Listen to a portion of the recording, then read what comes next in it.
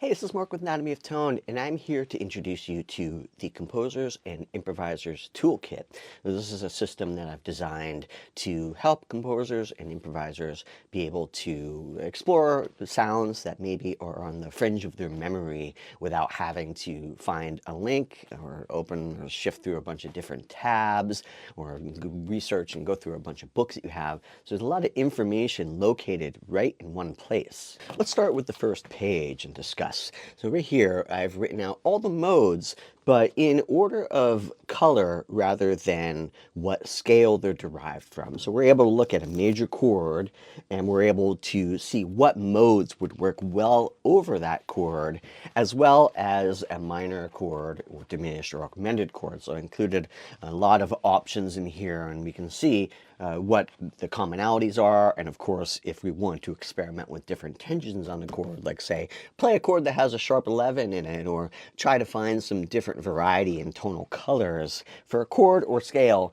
this is a really quick way to be able to refresh our brain. This is what happens a lot of times when we're composing or improvising. We remember what is at the freshest part of our memory, and if we haven't played a scale or a mode in a long time, we're less likely to use it because we'll be like, oh, I'm looking for a different color, but I don't know what one. I'm just going to stick with what I already know, right? So using the Composers and Improvisers toolkit allows you to have more colors available at your fingerprints. Now they're available in PDF, or you could buy the physical copy, which is laminated. And if you buy the PDF, I do recommend that you laminate it with some thick laminate. The reason is I keep these with me at all times, right? So when they're laminated, they won't get ripped or bent or creased, or you won't spill anything on and stain them. And they are with me at all times when I'm composing, right? And even though I might understand a lot of these concepts already, sometimes they're just easy to forget, and that's why I have prompts on here. And so I have some sections where I have,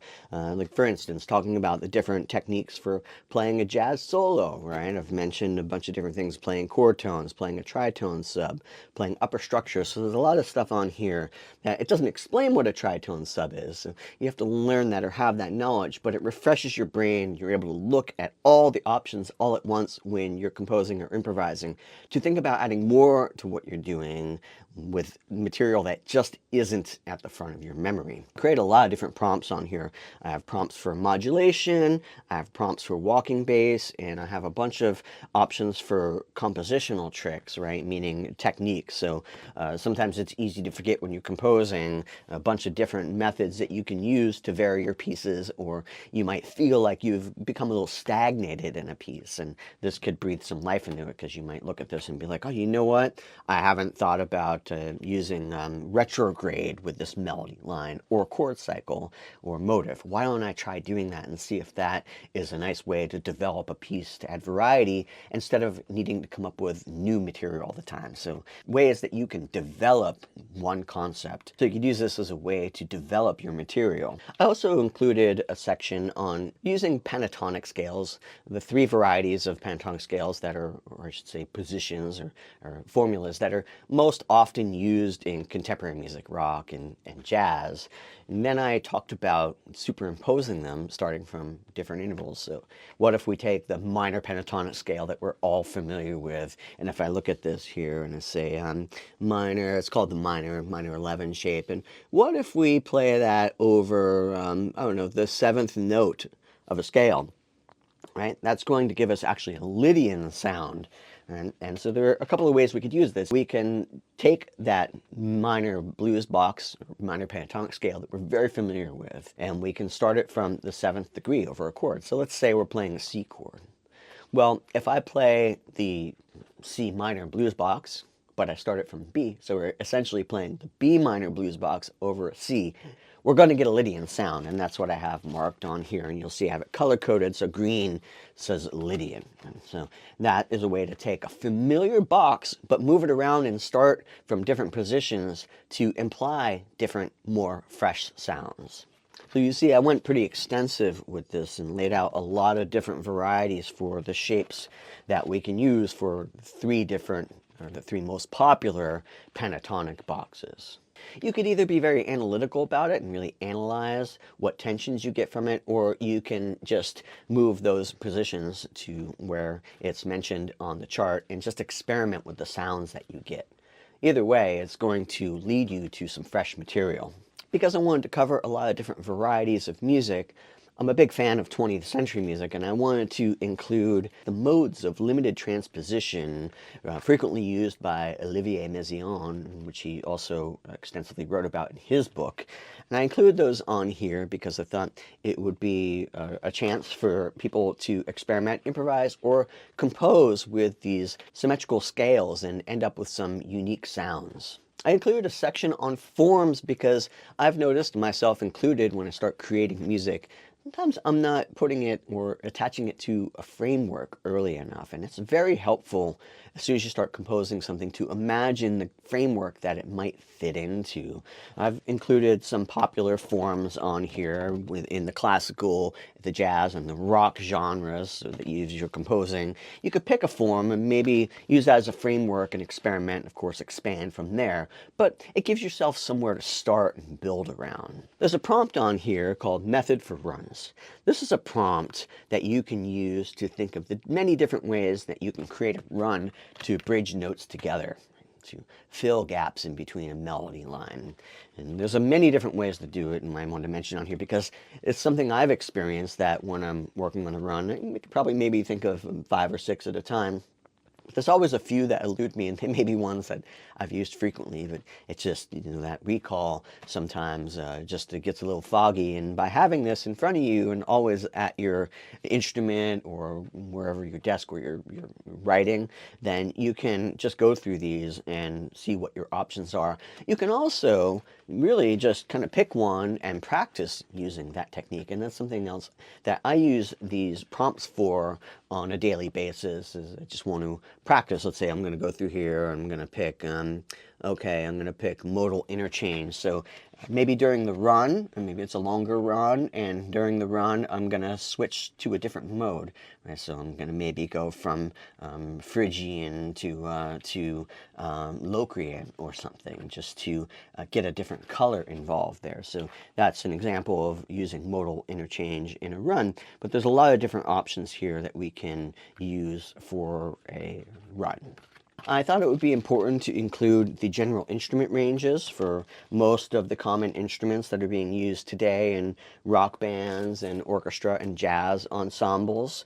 It's just always good to know if you're writing a part for a trumpet player, just to have some sort of a concept of maybe what the general high or low ranges of the instrument, so you don't paint yourself into a corner when you're writing an arrangement or end up in the rehearsal room or on the recording session and you have a problem because you've written something that's out of the range. I've also included what instruments have pedal tones and what those pedal tones are. And I thought it was useful to include the treble, the alto, the tenor, and the bass clef, where middle C exists on those, just as a reminder when you're writing music. I also included instrument transpositions for a lot of the most common instruments. I've noticed with students, and even myself, if I haven't written for, say, an instrument like a bari sax or a tenor sax or something for a while, I might get twisted a little bit on what the actual transpositions are for the instruments. And of course, dealing with guitar or electric bass, those are octave transposed instruments. So sometimes it's easy to get your wires crossed, and just having a list there that is always with me, I could just look at that, and it just makes the composing or improvisation process so much cleaner because it acts like a second brain. The last thing I included is a graph of the ensembles for various modern setups. So it could be the modern symphony, it could be a jazz band, it could be a rock band, just so as you're writing music or you're starting to arrange, you have an idea of what you're writing for and the limitations. If we're not writing for sampler instruments, then we actually have a lot more limitations with real people. So we need to know how many people are in a section. Or in particular, if we're talking about 19th century orchestration, it's good to know what players were included in the ensembles at that time if we need to write something period specific. So I did this with big band, jazz combos, some basic rock configurations. And of course, this stuff could be modified, but it's good to have a starting place and then know what is additional on top of that as opposed to what is automatically included within an ensemble. So you see these are a set of cards And the idea is they stay together as a family. And every time I'm writing or I'm sitting at an instrument, guitar, piano, bass, I have these with me so I can, think about if I'm writing a walking bass line. Well, what are my options for creating a walking bass line, which, applies to rock music as well as jazz and blues, right? So it's there's a lot of crossover here between different genres. So this is not really so much a genre-specific toolkit. It crosses over a number of different genres. There may be times where you're not feeling super inspired. It's possible that you can grab one of the charts and just run down, I don't know, just maybe you close your eyes even and you pick a scale, and I just picked a Lydian dominant. So what about working out a melody line using the Lydian dominant mode and then harmonizing that melody line with notes only from the Lydian dominant scale? So that's one of the ways that we can use divination to be able to source material from this toolkit when maybe you're not feeling particularly inspired. Over time, I'll be releasing videos with a lot of material or tips about how to create material or practice with the Composers and Improvisers toolkit. You can buy the Composers and Improvisers toolkit on my website, anatomy-of-tone.com. Just go to the store and you'll see the option to either just buy a PDF so you could print yourself, or you can buy the laminated version, which I will make and send to you. They both come with a manual that explain all of the prompts so you know exactly what they're talking about. I don't go into deep detail about the techniques because the idea is that you already understand a fair amount about these, and the manual is just to make sure you understand what I'm referencing. I do include a lot of links though, if you're hazy about some of these concepts, where you can find reference material to be able to help fill those gaps and gather that information. If you're enjoying this channel, please subscribe, hit the like button, leave a comment, it really helps me out.